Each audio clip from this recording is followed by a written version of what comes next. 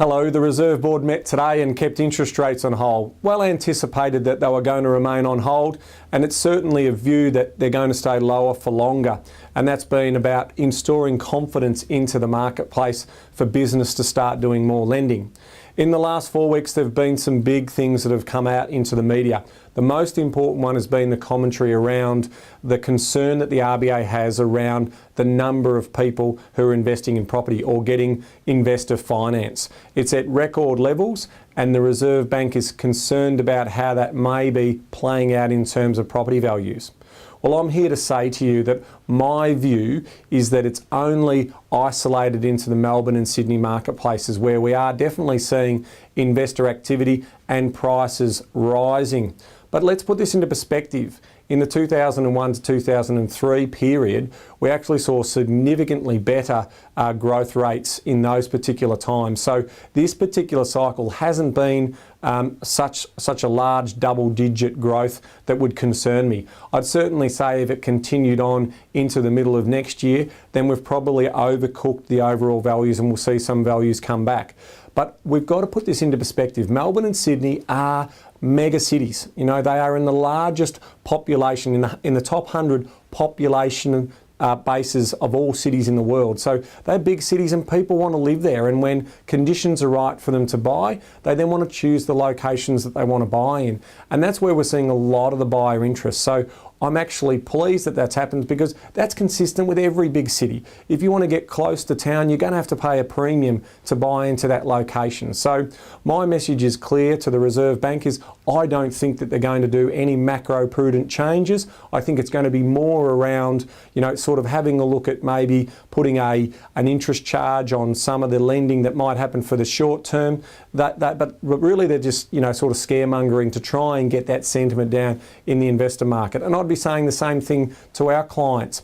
You know, our long-term strategy has always been long-term investment in property. So we're going to go through a period where, you know, we're experiencing wonderful returns for those of us who have got our properties already in the marketplace, and that's going to continue. But we're going to have periods of slow growth and no growth, and potentially, you know, some areas are going to have some corrections from the run-up that they've had at the moment. That's a market cycle. It happens in every type of cycle. So I'm not too worried about that. I'm very confident on the long-term areas and long-term growth prospects when it comes to property investment. The other message I want to talk to you today about is the exchange rate. The Australian dollar has gone sub 90. In fact, it's moved around 6% in the last month, which is an exciting outcome for us because obviously that's a good news for the economy in getting the economic cycle moving, and it's good news for our exporters. It's not so good news, however, for the imports. We're going to start paying a little bit more in terms of imports, and that's going to have pressure on inflation. Now, inflation's already at that sort of top end of the Reserve Bank's, you know, sort of range. So my concern with that is going to be that may force the government and the governor and the RBA to actually raise interest rates sooner rather than later. Now, we're talking a lot of economists and everyone are basically saying to us that they're looking at interest rates moving in the second half of 2015. This may actually see interest rates move in maybe the start of the second quarter next year.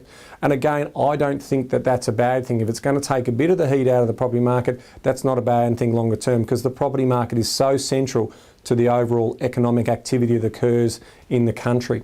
So I would love to see the exchange rate stay around that sort of 85 to 90% range. That's a nice sweet spot for us.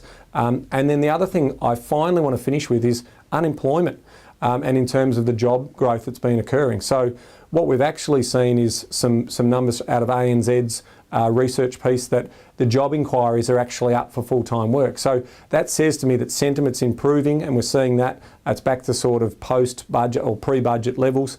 So we're actually seeing that sentiment change. So we've got good sentiment, potentially some economic activity, some job growth, inflationary pressures. So obviously the only way for interest rates from this point forward is up, and that's the message for now. They're going to stay this way until Christmas, but obviously into the new year they're going to potentially start to rise, and that's not a bad thing.